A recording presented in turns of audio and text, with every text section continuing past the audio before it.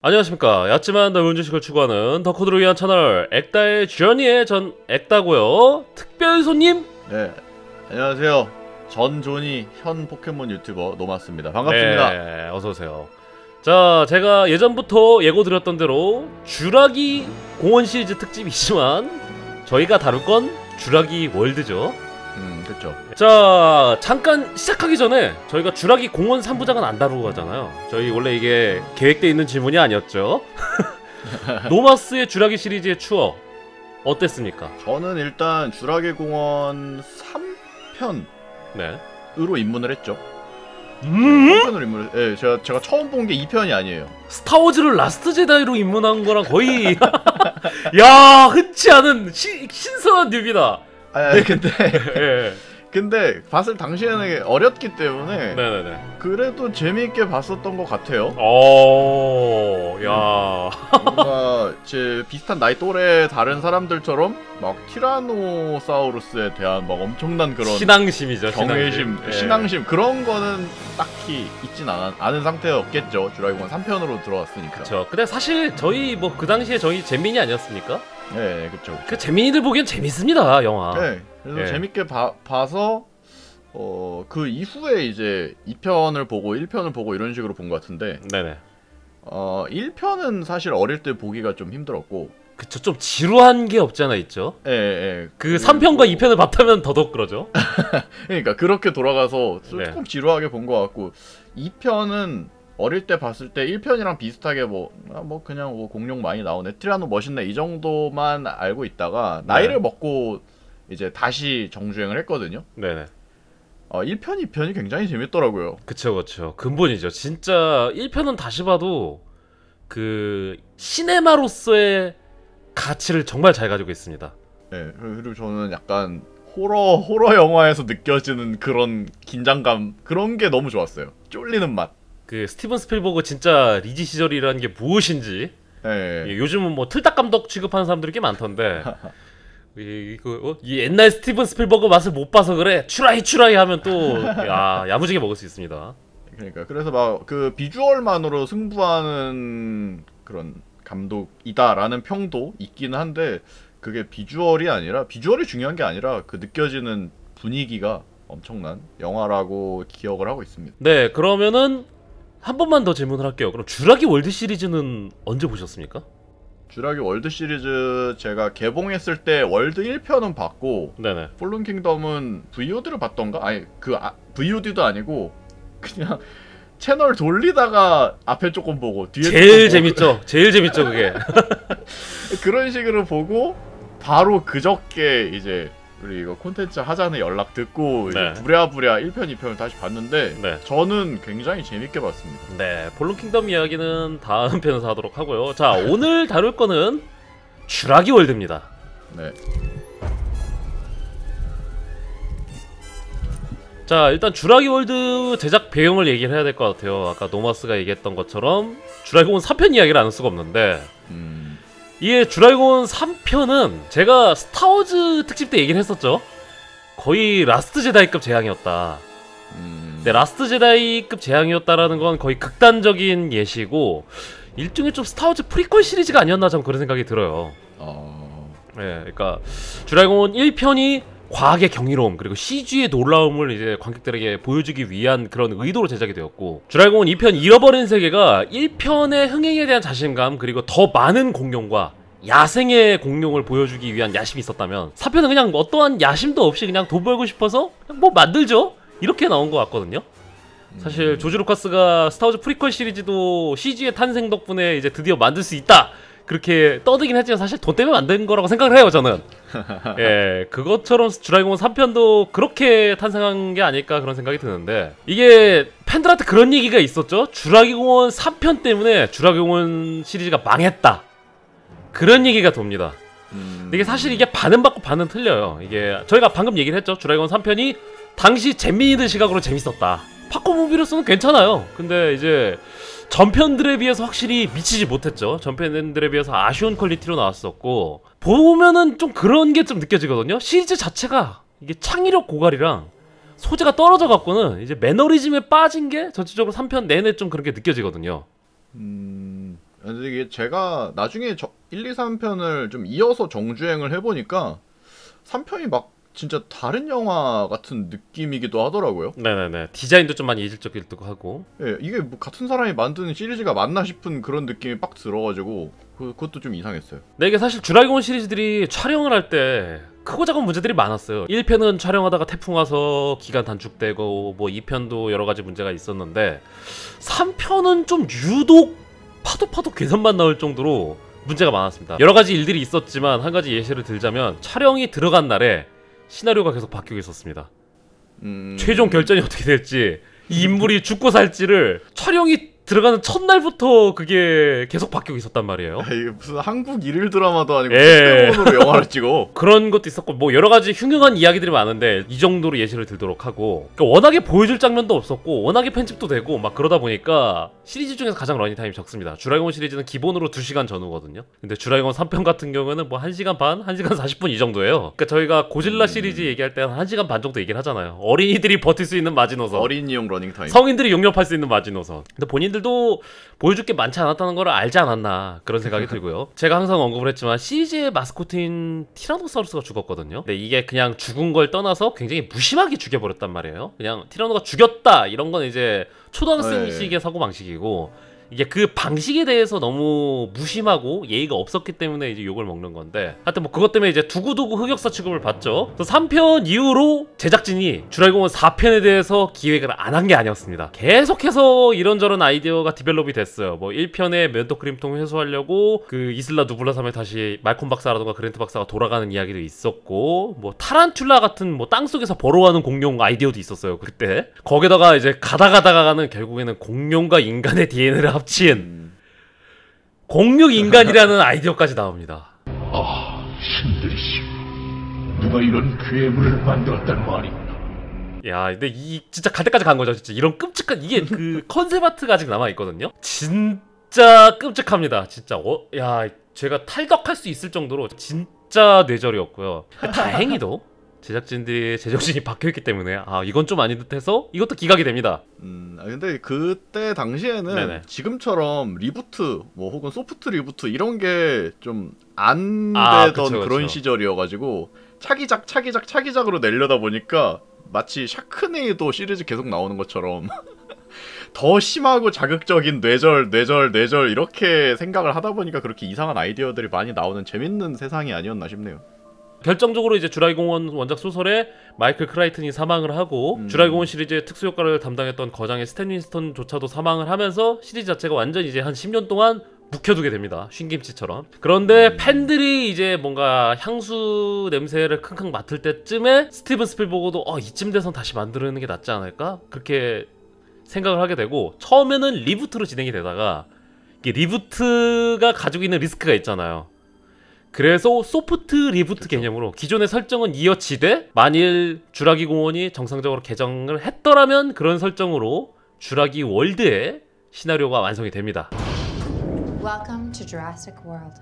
자, 그래서 이제 주라기 월드의 배경 설정을 얘기를 안 할 수가 없는데, 주라기 공원 시리즈의 섬이 2개인 건 혹시 아시나요? 이슬라 누블라 하고 다른 게 다른 이름이 이슬라 있었는데. 소르나죠. 이슬라 소르나. 네.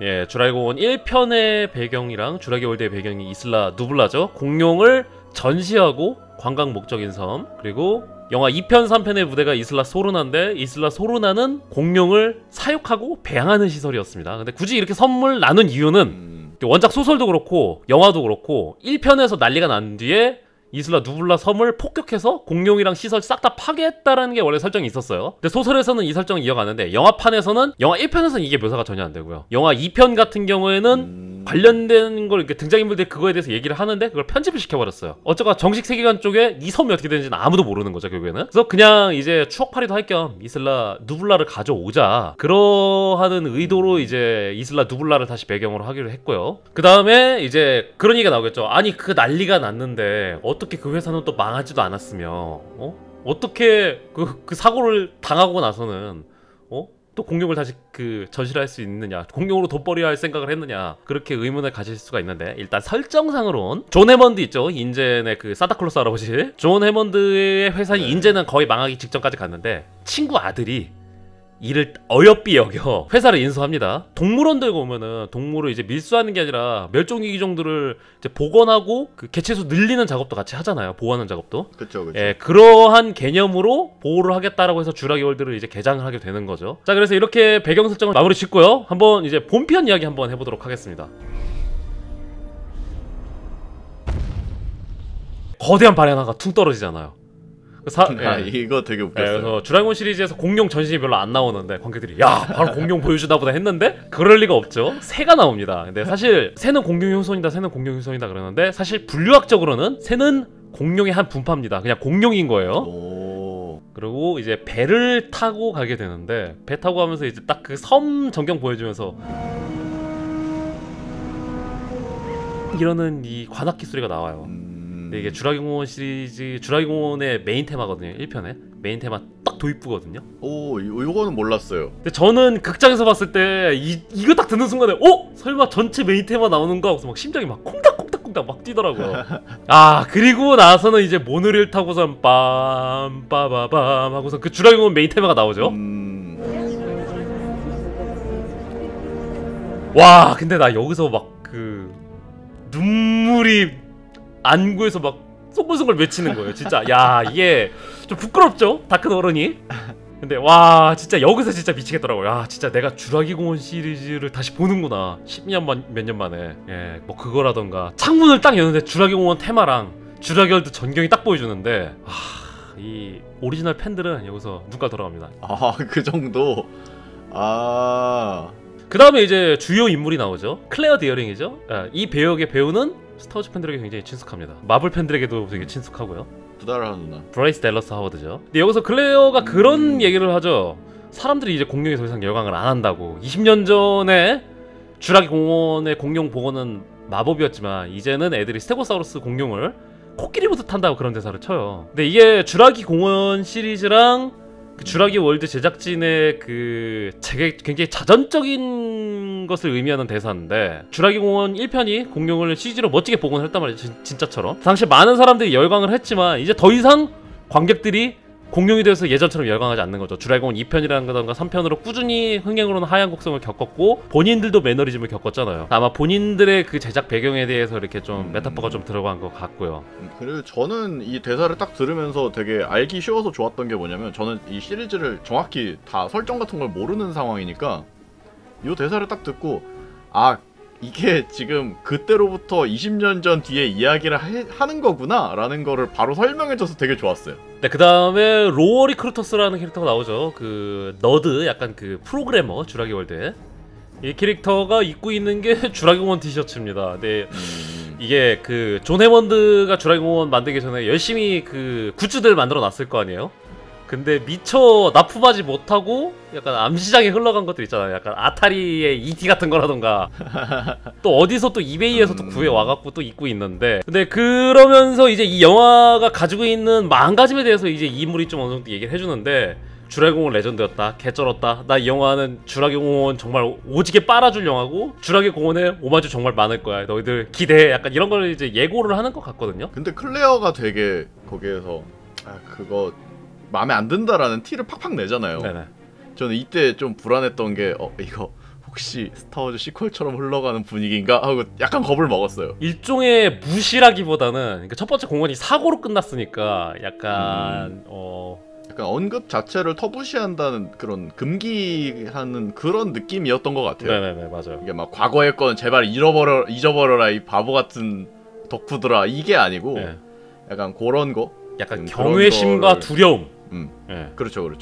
그런 걸 강조하는 장면이었던 것 같아요. 그리고 이제 경영자가 나오죠. 그 존 해먼드 친구의 아들 사이먼 마스라니가 나옵니다. 이 배우가 이르판 칸입니다. 되게 유명한 배우죠. 인도의 국민 배우. 라이프 오브 파이 보면은 전 이 배우 라이프 오브 파이로 처음 알았거든요. 저도요. 예. 라이프 오브 파이에서 처음 봤어요. 그때 연기 굉장히 인상 깊었는데 아쉽게도 주라기 월드에 출연한 배우 중에 유일하게 실제로 사망한 배우입니다. 암 투병을 해갖고 대단히 많은 팬들이 이 배우의 죽음에 대해서 굉장히 많이 안타까워했었죠. 그리고 이제 그 헬리콥터 타고 가는데 재밌는 게 보면은 이 주라기공원 시리즈 항상 하와이에서 찍거든요. 야외 장면은. 근데 또 주라기 공원 1편에서 그 그랜트 일행이 지나갔던 헬리콥터 타면서 주라기 공원 들어갔던 그 코스를 그대로 지나갑니다. 그래서 그 중간에 착륙하던 그 폭포도 지나가고. 근데 이 사이먼 마스라니라는 캐릭터가 굉장한 부자입니다. 세계에 손꼽히는 부호인데 약간 취미로 공룡을 기르는 사람이다, 약간 이런 느낌이거든요. 전체적으로 이 공원을 돈벌이로 생각은 안 하는데 자기가 주라기 월드를 만든 이유는 인간이 얼마나 보잘것없는지를 뭐 다시 되새기기 위해서다, 막 그렇게 얘기를 하잖아요. 근데 전형적인 우리가 보는 그런 윗사람들 마인드 아닙니까? 저는 이 캐릭터 나왔을 때 클레어랑 이제 가벼운 비즈니스 토크를 하잖아요. 근데 클레어는 뭔가 수치로 이야기를 하려고 하는데 이 사람이 딱 거기에서 아니 그런 거 말고 다들 즐겁고 행복해 하냐고 라는 거를 되물어볼 때 되게 좋았어요. 그 포감. 이 사람은 뭔가 그런 예전의 주라기 공원의 경영 정신 같은 거를 이어받으려고 하는 그런 좋은 사람인가 보다 라고 요 장면에서 그렇게 생각을 했습니다. 네, 그렇죠. 클레어보다 판단력도 좋고 굉장히 윤리의식도 괜찮죠. 나중에도 계속 나오지만. 근데 결국에는 공원을 대하는 마음도 좋긴 한데 이게 강자의 여유인지 주라기 월드를 대하는 마인드가 가볍습니다. 미묘하게 아다르고 못 다른데 다른 사람들은 뭐 돋보리로 생각하더라도 각자 야심이 있는데 이 인물이 그렇다고 완전히 무책임한 건 아니거든요. 나중에 나오는 인도미누스 렉스도 그렇고 계속 문제점이라던가 개선점에 대해서 계속 통찰력을 보이긴 하거든요. 근데 결국에는 뭔가 가볍단 말이에요, 미묘하게. 그쵸. 결국엔 이게 본인한테 화가 돼서 돌아오죠. 자, 그리고 다음 캐릭터가 나옵니다. 오웬 그리디. 크리스 프렛이죠. 네. 이제 또 다른 주인공인 벨로시랩터들이 또 등장을 합니다. 근데 아마 우리 기억 속의 벨로시랩터들은 그거잖아, 살인기계. 네, 엄청 무섭고 막 괴물, 살인기계, 사이코, 약간 살인마, 좁은 약간 데까지 막 사람 쫓아와서 막 끝까지 막 다 죽여버리고 약간 그런 거. 오웬이라는 캐릭터한테 미묘하게 훈련되고 길들여지는 그런 모습을 보이죠. 그래서 이러한 모습 때문에 이제 몇몇 팬들은 아니 그 공포의 화신이었던 벨로시랩터를 무슨 포켓몬이냐 이게 인간에게 통제되고 사육당하는 게 말이 되느냐라고 이제 불만을 표현하시는 분들이 계세요. 주라기 공원 소설이라던가 이제 영화 보면 똑같이 랩터들이 미친놈들이고 사이코들이거든요. 근데 얘들이 왜 이런지가 이제 원작 소설 2편에서 나오는데 티라노사우루스라던가 이제 커다란 공룡 같은 애들은 그러니까 지능이 낮아서 본능에 충실한 애들입니다. 본능에 입각해서 이제 행동하는 애들이기 때문에 상관이 없는데 이제 랩터 같은 애들은 지능이 높잖아요. 이제 지능이 높은 애들은 본능으로서 이 사회성이라던가 아니면 이제 살아가는 데는 문제가 있다는 거예요. 그래서 이 지능이 높은 삶의 복잡성을 지닌 생명체들은 본능보다는 기성세대라던가 같은 집단에게서 생활 방식이라던가 사회성을 전수를 받아야 돼요. 아, 이거 오웬이 얘기하잖아요. 인도미누스 렉스 얘는 어머니도 없고 이렇게 네네네, 좁은 데서 살면서 아무것도 배우지 못했다 이런 얘기를 하잖아요. 이게 그거였구나. 네네, 그쵸. 그래서 주라기공원 벨로시랩터들이 단순히 이게 괴물이라던가 그런 게 아니라 얘들도 생물이고 잘못된 사육 환경 때문에 그런 것이다 라고 이렇게 좀 어느 정도 오히려 포켓몬이라던가 괴물 같은 묘사보다 실제 생물에 입각한 묘사가 아닌가 좀 그런 생각이 들거든요. 그러니까 그냥 뭐 개나 고양이 같은 느낌이네요. 서양 미국 같은 사람들 보면은 이제 진짜 아메리칸 스타일로 이제 뭐 악어라던가 호랑이라던가 표범 이런 거 기르는 사람들 많잖아요. 그리고 실제로 좀 길들이는 것 같아 보이잖아요. 뭐 러시아로 치면 불곰도 있고. 아, 그쵸. 마피아들이 많이 키우잖아요. 근데 얘네가 근본적으로 맹수고 본능이 남아있단 말이에요. 본능은 결국에는 사라지지가 않는 거거든요. 그렇기 때문에 막 사건 사고가 막 내셔널 지오그래픽 채널이라던가 막 그런 거 보면 나오잖아요. 예, 결국엔 맹수다, 기르면 안 된다 그러는데. 그쵸. 팔 하나 잘리고 막.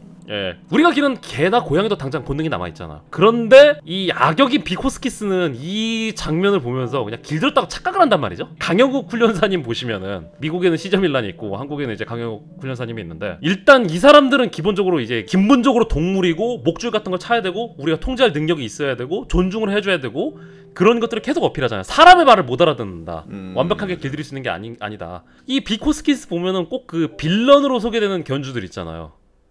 아, 우리 개는 안 물어요. 예, 그쵸. 우리 개는 안 물어요처럼 자기가 보고 싶은 대로만 보고 뭔가 동물을 기계처럼 대하고 그런단 말이에요. 그래서 약간 이거 저는 묘하게 이 빌런이 좀 말이 안 되고 한심해 보이긴 하는데 세상에 나쁜 개는 없다라는 그런 걸 보면서 이 빌런 묘하게 설득력이 있는데? 그런 생각이 좀 들었습니다. 앞에서 이야기를 하는 게 랩터라서 그렇지 개를 데리고 와서 저런 얘기를 하면은 그럴 수도 있겠다는 생각이 들어요. 네, 근데 여기서 개는 말티즈 이런 게 아니라 뭐 마스티프라던가 핏불테리어라던가 이런 걸 말씀드리는 겁니다. 그런 거. 이런 건 충분히 맹수예요. 그냥 개 삐리리가 아니라 늑대에 필적하는 맹수입니다, 여러분. 그런 거에 대한 묘사가 제대로 나오죠.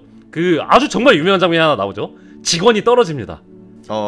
그리고 저는 이제 오웬이 얘기하죠. Do not fire라고 하죠. 여기서 쏘면은 얘들이랑 자기가 신뢰관계가 틀어질 것이다.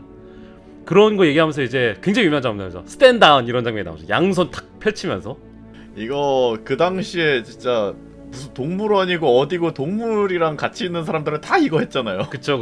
진짜 SNS에 이거 패러디가 정말 많이 올라왔었죠. 그리고 오웬이라는 캐릭터의 시그니처 무브가 됐습니다. 그랬고 그 다음에 이 사람이 이제 되다는 헛소리를 하죠. 공룡을 무기화한다고 합니다. 총으로 쏘면 될 텐데 굳이?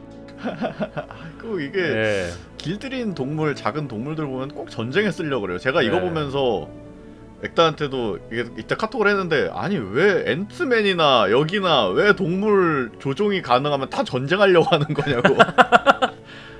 안토니와 블루의 약간 유사성도 있는데요, 그럼 묘하게. 그러니까요. 그 다음에 이제 형제들이 막 재미없어하고 따분해하잖아요. 그리고 나서는 티라노 피딩쇼가 시작됩니다. 어서 오십시오 하고서 막 티렉스 하고서 난리치잖아요. 그래서 저는 이 주라기 월드에 나오는 티라노사우루스가 주라기 공원 1편에 나온 티라노사우루스랑 똑같은 개체거든요. 그래서 드디어 나오는 거 같는데 막 찔끔 보여주는 거예요. 보여주긴 했나? 저 이때 그냥 방송으로만 나오고 되게 그냥 잠깐 지나간 것 같기도 하고 뭐 기억이 안 나네요. 사람들한테 가려갖고 잘 보이진 않았죠. 이게 오래된 프랜차이즈는 오래된 캐릭터에 대한 어느 정도 예우가 있어야 되잖아요. 그쵸. 근데 그냥 얼굴만 딱 내비춘 것도 아니고 스쳐 지나가는 거 보고서 헌정 작품 같은 느낌으로 가면은 영화 초반에 막 시퀄에서 밀레니엄 팔콘이 빡 나온다던가 약간 그런 게 있었으면 좋았을 텐데 여기서는 잘 안 보여줘서 좀 아쉬운 느낌이. 저 여기서 1차적으로 좀 기분이 나빴어요. 그랬는데 이건 이제 미래를 위한 큰 그림이었던 거였고. 자, 그 다음에 모사사우루스 피딩쇼가 나옵니다. 이건 예고편으로도 굉장히 유명했고 저 개인적으로 궁금한 게 제 주변 사람들한테 주라기공원 시리즈 팬이 아니거나 공룡을 별로 안 좋아하는 사람들한테 이 주라기 월드 어떻게 봤냐고 하면은 이 모사사우루스는 다들 한 번씩 꼽더라고요. 그쵸. 이게 임팩트가 엄청나요. 제가 좀 반가웠던 건 주라기 시리즈에서 해양 파충류가 나온다는 거. 물공룡이라고 부르면 안 됩니다. 물공룡은 물공룡. 해양 파충류예요. 공룡이 아닙니다, 얘네는. 공룡이 아니라고요? 네, 그러니까 공룡은 공룡의 법칙 1, 땅에서 살아야 된다. 그래서 이제 익룡 날아다니는 애들이라던가 물에 있는 애들은 물에 사는 공룡이 조금 있긴 한데 그렇습니다. 얘는 공룡이 아닙니다. 분명히 주라기공원 시리즈는 호박에서 공룡의 피를 빨아먹은 호박에서 복원을 한 거잖아요. 그럼 얘는 어떻게 복원했을까? 그쵸. 얘는 피를 어떻게 빨아요? 이게 사실 소설도 그렇고 주라기공원 시리즈 다른 게임들도 그렇고 원래는 화석에서도 DNA를 캡니다. 근데 화석에서 캐는 거는 약간 드림 카카오 75%.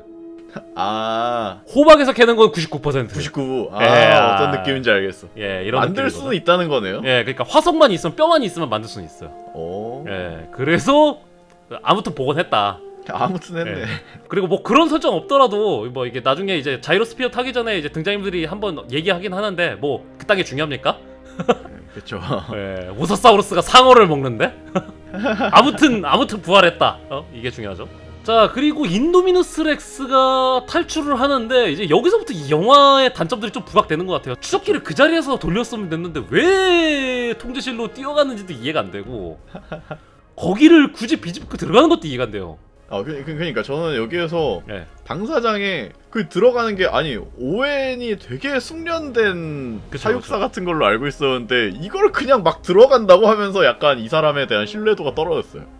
여기서부터 이제 플러스 좀 구멍이 좀 생기고 그 다음에 이제 인도미누스 렉스를 포획을 하죠. 근데 이제 인도미누스 렉스가 위장색을 쓰는 건 혹시 보셨나요? 눈치를 좀 채셨나요? 저는 진짜 눈앞까지 와서 이빨 보일 때까지도 몰랐어요. 근데 이게 원작 소설에서 이제 비슷하게 위장색 쓰는 공룡이 있거든요. 얘네가 이제 유전자 조작으로 나온 애들이다 보니까 비슷한 공룡이 있는데 개인적으로 전 이 장면 좀 아쉬운 거는 이게 이런 위장색 쓰는 거라던가 그런 애들 보면 약간 프레데터 있잖아요.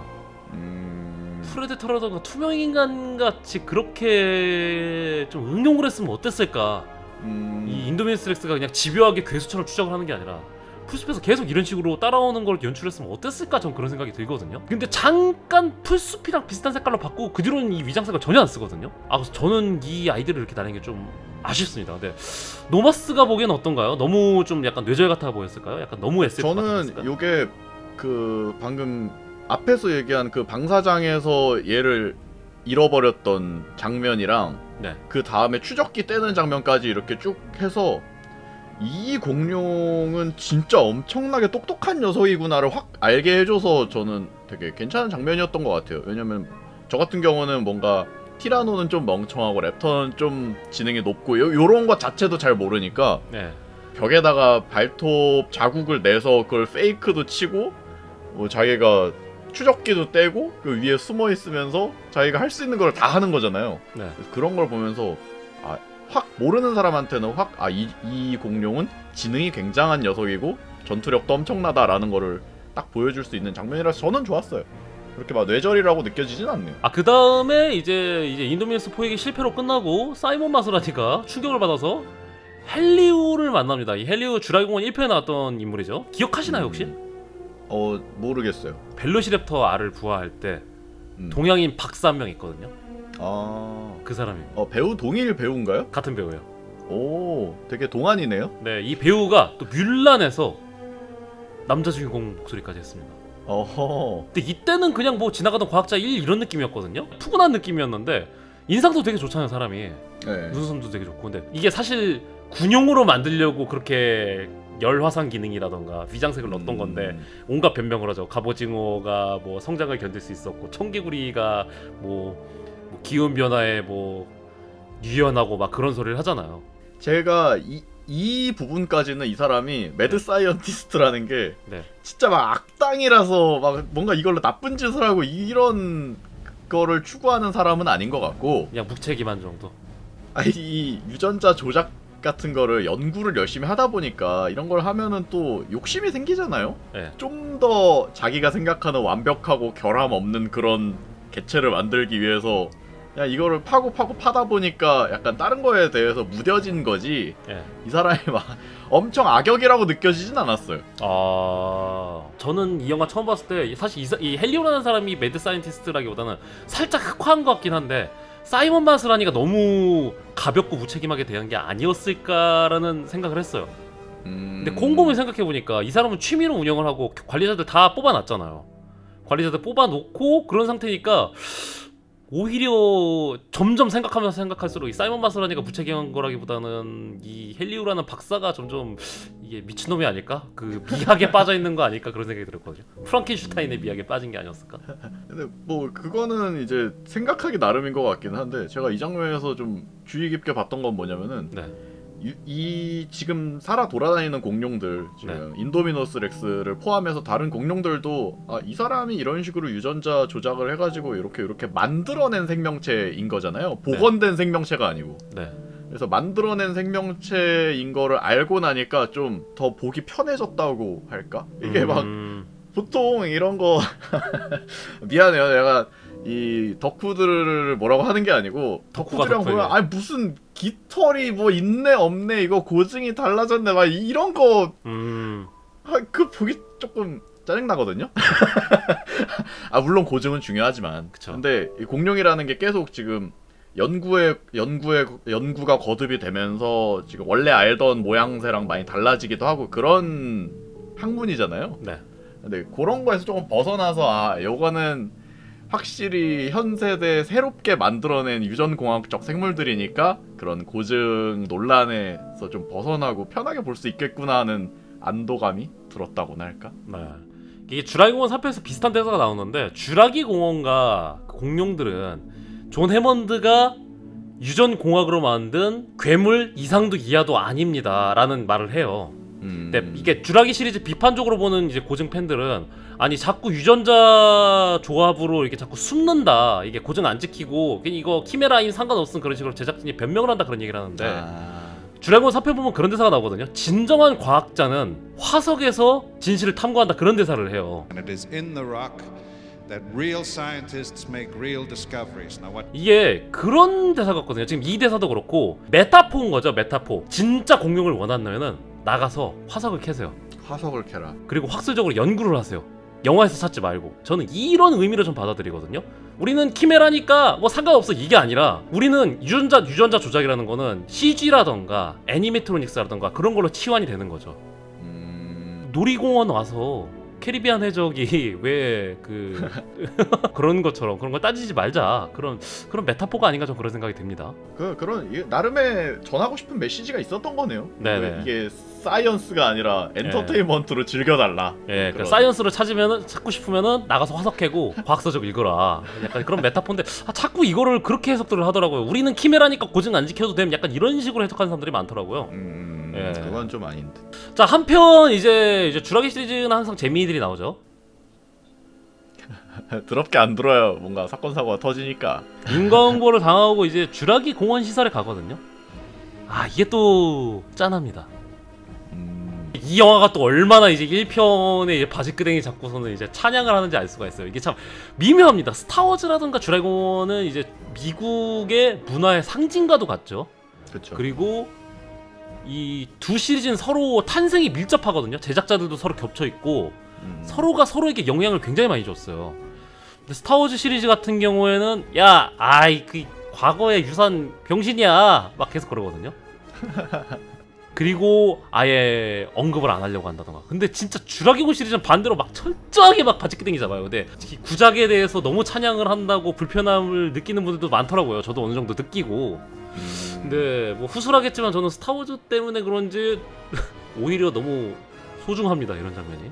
이게 잘 모르는 사람이 보기에는 네. 스타워즈 같은 경우는 뭔가 구작 오마주 같은 거를 하면은 제가 뭐 다른 얘기지만 지금 일본에서 개봉을 한 신 울트라맨 같은 경우도 그런 경우 같은데 네.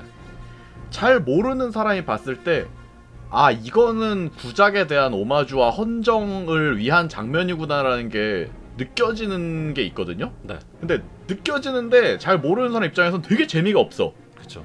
감동도 없고. 네. 근데 주라기 월드 같은 경우에는 저는 사실 캐치를 못했어요. 네. 그 오마주와 헌정 같은 거를 네. 캐치를 못하고 좀 자연스럽게 흘러가는 느낌이라서 잘 모르는 사람이 보기엔 좋았다. 아, 그래서 하는 말인데 제가 제일 좋아하는 차 중에 하나가 지프 랭글러입니다. 네. 그 주라기공 시리즈에 나오는 차들이 몇 가지가 있는데 하나는 지프 랭글러고 하나는 이제 포드 익스플로러인데 제가 지프 랭글러를 정말 좋아하거든요. 근데 92년식 4라 모델이 이제 등장하거든요. 옛날 주라기공원 시설에서. 아, 이거 애들이 타는 그거죠. 그쵸. 근데 이게 잘 보면은 그 이제 백미러 쪽에 18번, 29번 그렇게 숫자가 써 있어요. 근데 이게 주라기공원 1편에 나오는 차량들이에요. 형제들이 타고자 하는 차가 29번 차량입니다. 그리고 이 29번 차량은 원작에서 존 해머드가 타고 다니는 거예요. 오. 야, 이 정도로 굉장한 덕후들입니다. 감독이. 그리고 제가 이제 주라기 월드에서 이제 가장 좋아하는 장면 중에 하나가 나오는데 익룡들이 마구 탈출을 하거든요. 아, 그거 진짜 끔찍해요. 예, 근데 이거 보니까 떠오르는 영화 하나 있지 않습니까? 히치콕? 예, 알프레드 히치콕의 새죠. 아, 진짜 너무 끔찍해. 부감샷으로 이제 막 인형들이 때같이 나타나는 게 딱 히치콕의 오마주인데 이게 이 영화 보면은 주라기 시리즈 말고도 이제 고전 명작에 대한 오마주도 정말 잘 돼 있어요. 맞아. 예, 그래서 이 알프레드 히치콕의 새를 주라기 시리즈 버전으로 봤는데 전 개인적으로 이 장면이 제일 재밌더라고요. 아, 그리고서 이제 애들 보모 역할했던 인물이 하나 있었죠. 결혼을 앞둔 네. 그 잘하는 그 클레어의 비서? 아, 정말 손을 꼽을 정도로 주라기 시리즈에서 손을 꼽을 정도로 진짜 불쌍해 죽지 않습니까? 아니 진짜 예. 보는 내내 죽나? 아, 안 죽나? 죽나? 이러면서 봤어요. 예, 진짜 6회 공으로 구른 다음에 죽잖아요. 이게 이렇게 죽는 건 최초인 것 같은데. 아, 그래 이 장면도 재밌는 게 이 배우가 실사로 그 공중에 띄워지고 실사로 떨어지고 촬영을 했습니다. 진짜 힘들었겠다. 주라기공원 게임이라든가 주타이쿤 게임 같은 거 이런 공룡 기르는 게임 하는 거 보면 최고의 백미가 뭐냐면은 공룡을 뽑는 게 아니라 공원 규모 켜놓고 공룡 풀어놓는 게 제일 재밌거든요.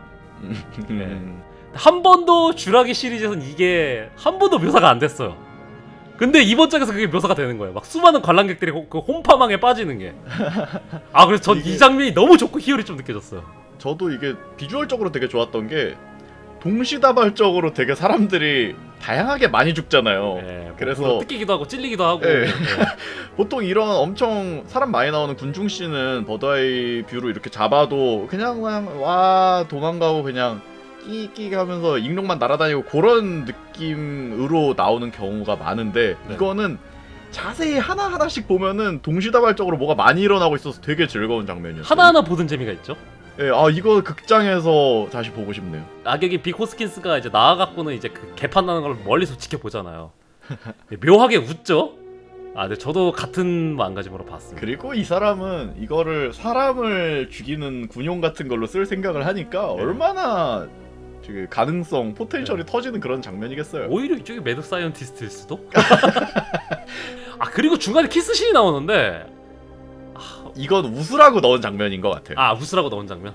네, 제가 느끼게 네. 몰라요. 저는 일단 웃었어요. 아... 안 웃은 사람이 있었을까 과연? 네. 아, 그 다음에 이제 랩터를 풀어서 그 인도미누스 렉스를 잡겠다는 아주 기상천외한 방식을 세웁니다. 노마스가 보기엔 어떤가요? 약간 뭐 사냥개 푸는 그런 느낌이었을까? 극 초반에서부터 얘네들은 잘 훈련이 돼 있고 컨트롤이 가능하고 군용으로도 사용할 수 있을 것 같다라는 가능성을 계속 어필을 했기 때문에 여기에서도 한 번 더 그 가능성을 확인하고 싶었던 거겠죠? 예. 이렇게 잘 훈련된 랩터로 저 녀석을 날뛰고 있는 공룡들을 제압할 수 있을 것이다 라는 그런 흐름이었던 것 같아서 저는 막 그렇게 자기적이라고는 생각을 못했고 당연히 이 훈련된 랩터들을 본 순간부터 아 얘네가 같이 오엔과 같이 뭔가 활약을 하겠구나 라는 걸 기대하고 있었기 때문에 저는 네. 괜찮았습니다. 이게 주라기 월드가 처음 예고편이 공개됐을 때 아무런 정보도 안 풀렸거든요. 스포일러도 안 풀려 그랬는데 근데 처음 예고편 풀렸을 때 저는 그냥저냥 봤어요. 그냥저냥 보다가 이 예고편 마지막에 벨로시랩터들을 풀고서는 사람이랑 랩터랑 같이 오토바이 타면서 질주하는 장면이 나오는 거예요. 야. 저는 무덤덤하다가 그 장면에서 소리 질렀거든요. 이게 뭐야 막 이랬거든요.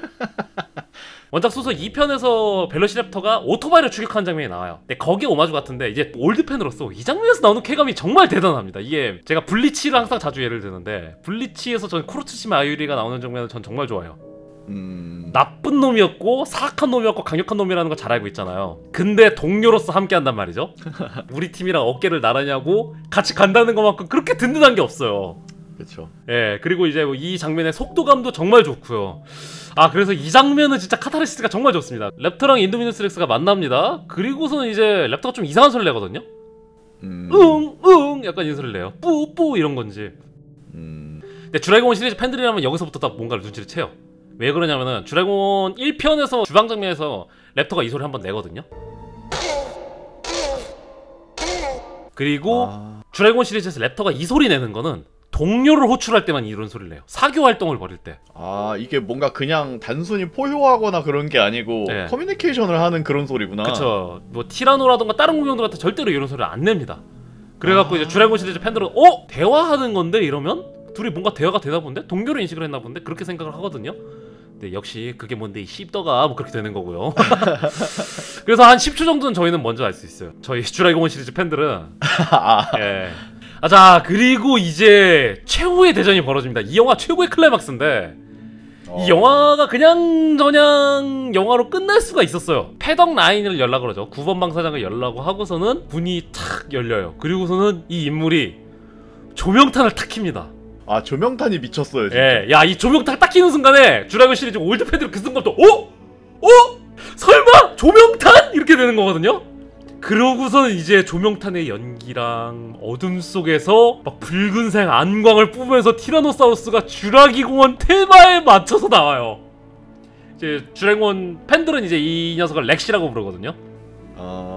야, 드래곤 시리즈 최고 존엄이에요, 이 친구는. 야, 여기서부터 이제 행복사입니다, 드래곤 시리즈 팬들은. 어둠 속에서 빨간색 불빛 나오면서 뭐 다스베이더 같은 게 나오는 그런 느낌인 거죠? 그쵸. 근데 음악도 스타워즈에서 유명한 뭐 포스테마라던가 그런 게 나오는 거죠. 그런 거였죠. 티라노를 숨긴 이유가 이런 거였죠. 스타워즈로 치면 아까 말씀드렸던 것처럼 다스베이더라던가 루크 스카이워커 지나가듯이 획 지나가 놓고서는 왜 안 보여주는 건데, 왜 이따위로 하는 건데 그랬는데, 야! 큰 그림. 근데 구원자로 나오는 거죠. 참고로 티라노사우루스의 디자인이 다른 걸 눈치채셨나요? 혹시? 아니요. 예, 디자인이 좀 다릅니다. 이게 드래곤 1편 보면 굉장히 눈매도 되게 세고 우락부락해요. 네, 티라노사우루스의 수명은 한 30년 정도로 보거든요, 일반적으로. 주라기공원 사태에서 한 20년이 지났죠. 그럼 약간 노익장이에요. 약간 할머니와 여고생의 싸움이라고 하는데 나중에 후술하기면 네. 콜린 트레보로 감독이라든가 스티븐 스필버그 이 두 명이서 합의해서 이렇게 디자인이 바뀐 건데 원래 그러니까 그런 거래요. 서부극이라든가 약간 로닌이죠. 일본 시대극에서 로닌인데 은퇴한 총잡이라든가 칼 로닌이 이제 최후의 전투를 펼치러 떠난다 약간 이런 느낌인 거예요. 그러니까 클린트 이스트우드의 용서받지 못한 자처럼 다 늙어갖고 쭈글쭈글한데 이제 최후의 전투를 펼치기 위해서 가는 그런 느낌이거든요. 그래서 훨씬 더 호리호리하게 만들고 막 피부도 쭈글쭈글하고 그래요. 팬들 사이에서는 굉장히 이게 호불호가 많이 갈립니다. 그 특유의 멋이 좀 많이 사라졌다고. 근데 눈치 못 채셨죠? 네, 눈치도 못 챘고 약간 그 설명을 듣고 보니까 네. 디자인이 이렇게 바뀐 이유는 아무래도 이번 작품에서는 우리 아군 네. 쪽에 가까운 캐릭터라서 또 그런 게 아닌가 싶기도 하고. 눈빛도 굉장히 좀 선하게 바뀌었어요. 그래서 그리고 나서 이제 등장을 하는데 한 공룡이 골격을 부수거든요. 어떤 공룡이 골격을 부수면서 이제 소리를 치면서 이제 나오는데 뭔지 눈치채셨나요? 글쎄요. 주라기공원 3편에서 티라노사우루스를 죽였던 공룡이 스피노사우루스거든요. 그 공룡이 골격을 부숩니다. 그래서 그냥 3편 마음에 안 든다는 그런 장면이구나. 그러니까 그런 거죠. 이게 원래 우리가 항상 라스트 오브 어스라든가 스타워즈 시퀄 시리즈 이야기하잖아요. 항상 그러는 게 주라기공원 3편이었잖아요. 네. 얘들로 치면은 조엘이 지옥에서 올라와서 애비의 시체를 밟고 부수거나 밟고 엘리를 구해주는 거랑 거의 비슷한 장면이거든요. 팬들한테 그냥 사과 한 시계 박은 거네. 근데 좀 재밌는 점은 이제 아까 제가 말씀드렸죠. 그 이제 할머니랑 은퇴한 할머니랑 알비노 여고생이라고 불러요. 인도미너스 X 팬들은 설정상으로 나이대가 여고생 나이대라서. 네, 그리고 알비노잖아요. 알비노 여고생과 할머니의 이제 뭐 난투고 그렇게 부르기도 하는데 이게 티라노사우루스 렉스가 학명을 풀이하자면 폭군왕입니다. 타이런트 킹 약간 이런 느낌이거든요. 그리고 인도미너스 렉스는 그 불굴의 왕 이런 뜻이에요. 인도 공룡이라는 뜻이 아니라.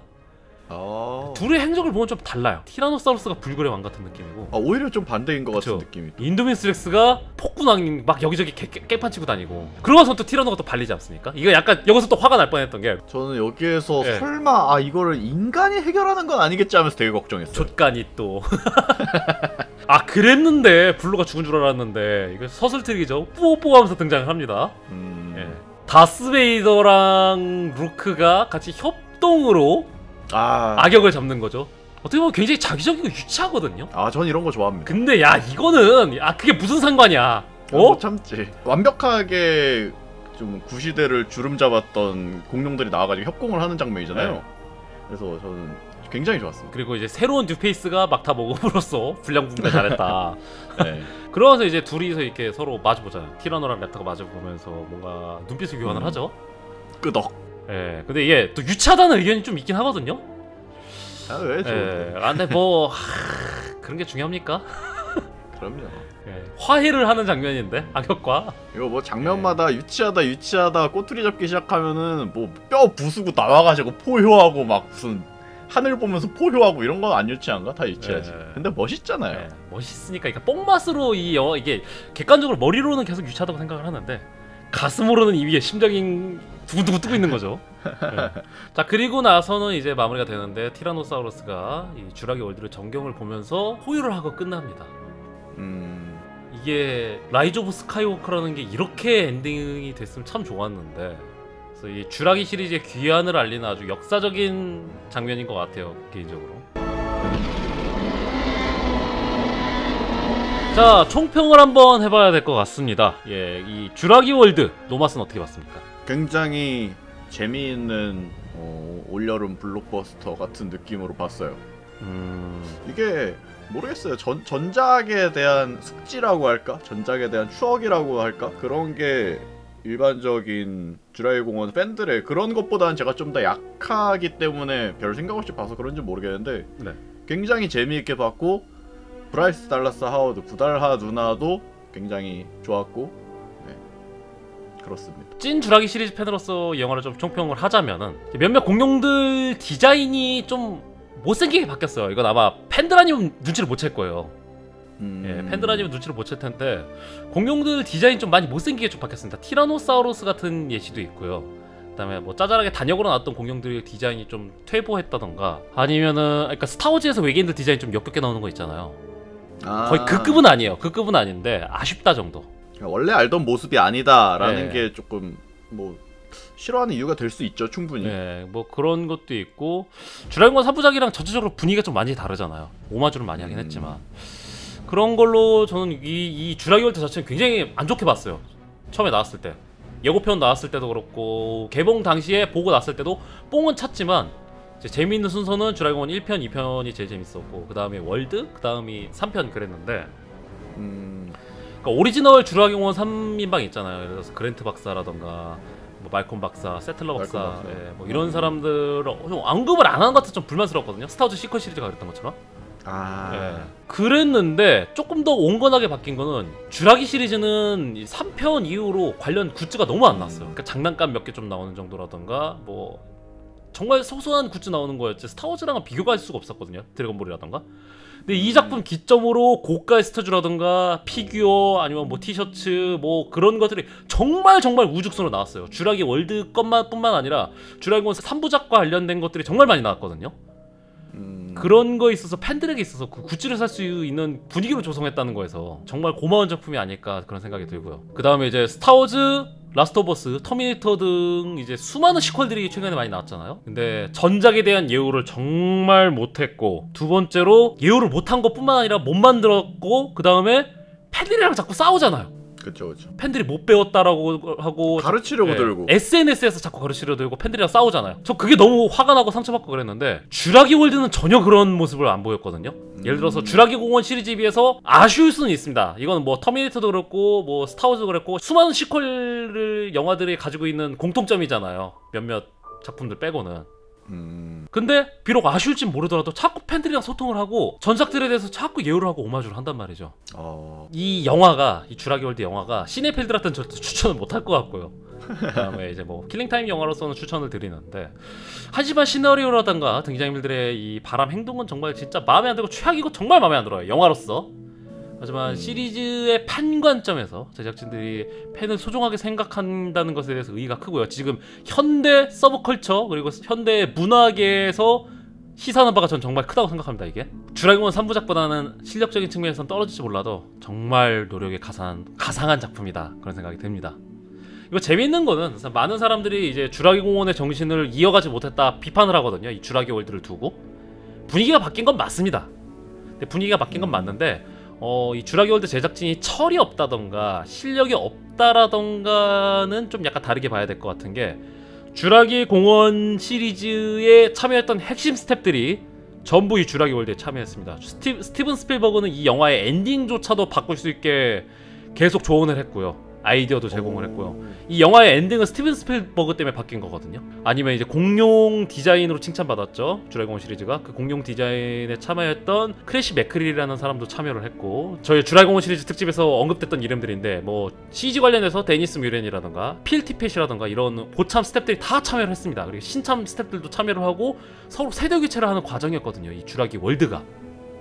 비록 배우들은 세대교체를 안 했을지 몰라도 제작자들은 서로 세대교체를 하는 과정이었어요. 이 쥬라기 월드가 정말 좋은 세대교체가 아니었나 아쉽지만 좋은 세대교체가 아니었나 저 그런 생각이 듭니다. 세대교체를 하더라도 이런 네. 식으로 좀 디졸브가 돼서 약간 협업 형식으로 네. 같이 영화를 하나 해보고 그 다음 이제 2편 3편 맡기는 이런 형태가 되게 좋은 것 같아요. 요즘에는 너무 새롭게 확 다 갈아엎으려고 해서 문제 생기는 경우들이 많잖아요. 그렇죠. 조지 루카스 촬영장에 안 부르고 그래서 영화는 개인적으로는 영화 그 자체만으로 평가를 받아야 된다라고 생각하는 쪽이었는데 요새는 하도 영화 외적으로도 이슈가 워낙 많으니까 이렇게 제작자 이슈나 영화 외적인 이런 운영 이슈? 약간 이런 걸로 팬들의 입에서 그래 이 정도면은 열심히 했다라는 평가가 나올 정도면 굉장히 좋은 작품이 아닌가 이런 생각이 드네요. 네, 액다의 전이 쥬라기 월드 특집 특별 손님 노마스 정말 길게 이야기했습니다. 오늘도 길게 했네요. 예. 오늘 짧게 하려고 그랬는데 저희 폴른 킹덤이 남아있죠.